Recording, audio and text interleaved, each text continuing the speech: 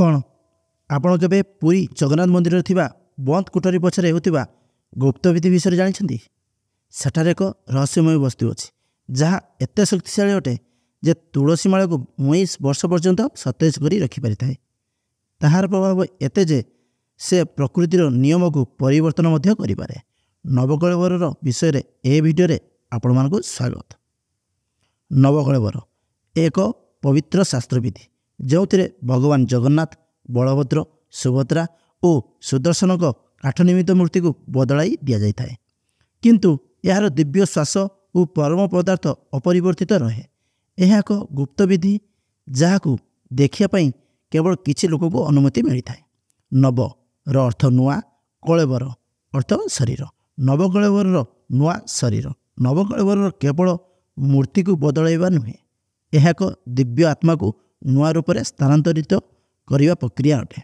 ଶରୀର କ୍ଷୟ ହୋଇପାରେ, ମାତ୍ର ଆତ୍ମାର ନୁହେଁ। ଆତ୍ମା ଶାଶ୍ୱତ ଅଟେ। ଦେବତାମାନଙ୍କ ରୂପକୁ ନବୀକରଣ କରିବା ଏହାର ମୂଳ ଉଦ୍ଦେଶ୍ୟ ଅଟେ।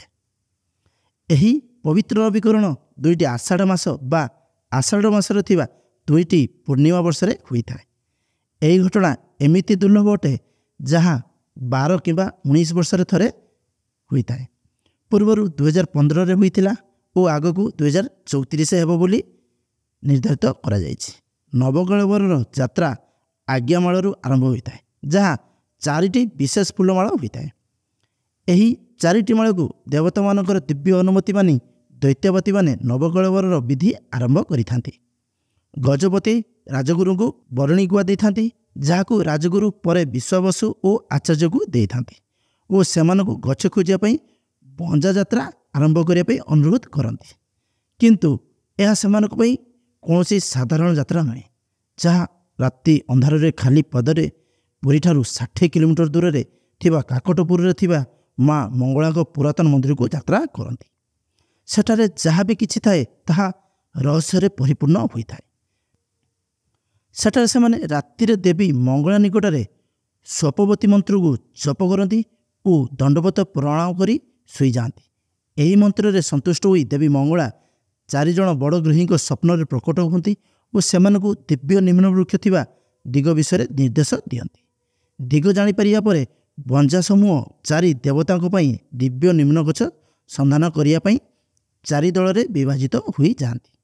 ପ୍ରତ୍ୟେକ ସମୂହର ନେତୃତ୍ୱ ଜଣେ ଦୈତ୍ୟପତି ନେଇଥାନ୍ତି, ଯାହାକୁ ବଡ଼ଗ୍ରହୀ କୁହାଯାଇଥାଏ। କୌଣସି ସାଧାରଣ ନିମ ଗଛକୁ ଚୟନ କରାଯାଇ ନଥାଏ, ବରଂ ଏହାକୁ କୌଣସି ବିଶିଷ୍ଟ ରହସ୍ୟମୟ ମାନଦଣ୍ଡ ଉପରେ ଛିଡ଼ା ହୋଇଥିବ। ଭଗବାନ ଶ୍ରୀକୃଷ୍ଣଙ୍କ ଗଛରେ 3ଟି ଶାଖା ଥିବା ଲାଲ ରଙ୍ଗର ଛାଲ ଓ ଚକ୍ରର ଚିହ୍ନ ଥିବା ଦରକାର। ଦେବୀ ସୁଭଦ୍ରାଙ୍କ ଗଛରେ 5ଟି ଶାଖା ଥିବ ଓ ହଳଦିଆ ଛାଲ ଓ ପଦ୍ମପୁଷ୍ପ ଚିହ୍ନ ଥିବା ଦରକାର। ଭଗବାନ ବଳଭଦ୍ରଙ୍କ ବୃକ୍ଷରେ 7ଟି ଶାଖା ଥିବ ଓ ହଳଦୀ ରଙ୍ଗର ଛାଲ, ହଳ ଓ ମୂଷଳର ଚିହ୍ନ ଥିବା ଦରକାର ଅଟେ। ଗଛର ନିକଟରେ କୌଣସି ଶ୍ମଶାନ ବା କବରସ୍ଥଳୀ ଥିବା ଦରକାର। ଭଗବାନ ଜଗନ୍ନାଥଙ୍କ ଗଛରେ 4ଟି ମୁଖ୍ୟ ଶାଖା ଓ କଳା ରଙ୍ଗର ଛାଲ ଥିବ। ଶଙ୍ଖ ଓ ଚକ୍ରର ଚିହ୍ନ ଥିବା ନିହାତି ଦରକାର।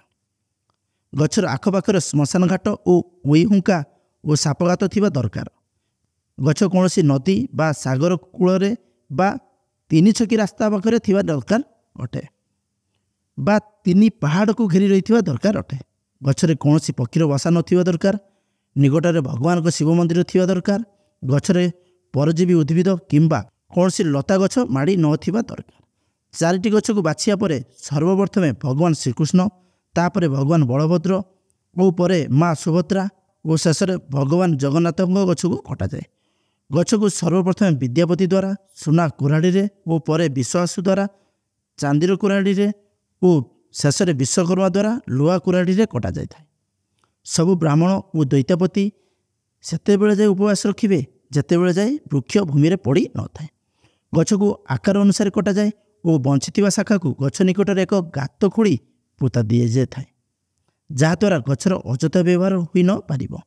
ତାପରେ କାଠଗୁଡ଼ାକୁ ଗାଧୁଆଯାଏ ଓ ପବିତ୍ର ରେଶମ କପଡ଼ାରେ କାଠଗୁଡ଼ାକୁ ଘୋଡ଼ାଇ ଦିଆଯାଏ ଓ ପୂର୍ବରୁ ବନାଯାଇଥିବା ରଥ ଉପରେ ରଖି ଦଉଡ଼ିରେ ବାନ୍ଧି ଟାଣି ଟାଣି ପୁରୀକୁ ଅଣାଯାଏ। କାଠର ରଥକୁ ପୁରୀର ଉତ୍ତର ଦ୍ୱାରକୁ ନିଆଯାଏ, ଯେଉଁଠାରେ କୋଇଲି ବୈକୁଣ୍ଠରେ ପ୍ରବେଶ କରିଥାଏ। କୋଇଲିର ଅର୍ଥ କବରସ୍ଥାନ ଓ ବୈକୁଣ୍ଠର ଅର୍ଥ ସ୍ୱର୍ଗ। କୋଇଲି ବୈକୁଣ୍ଠ ନବକଳେବର ଦ୍ୱାରା ଏକ ମହାନ ସ୍ଥାନ ବନିଯାଇଛି। ସ୍ନାନ ପୂର୍ଣ୍ଣିମା ଦିନ ପବିତ୍ର କାଠଗୁଡ଼ିକୁ ପୁରୁଣା ଦେବତାଙ୍କ ସହିତ ସ୍ନାନ କରାଯାଇଥାଏ। ପରେ ଦାରୁଘର ଭିତରେ ନୂଆ ମୂର୍ତ୍ତି ତିଆରି କରାଯାଇଥାଏ।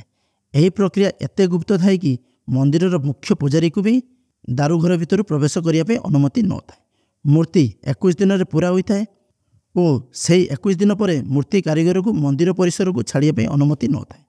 ସେମାନେ ମନ୍ଦିର ପ୍ରାଙ୍ଗଣରେ ଶୋଇଥାନ୍ତି ଓ ଉପବାସ ରଖନ୍ତି। କେବଳ ମହାପ୍ରସାଦ ରୂପରେ ସେମାନଙ୍କ ରାତ୍ରି ଭୋଜନ କରନ୍ତି।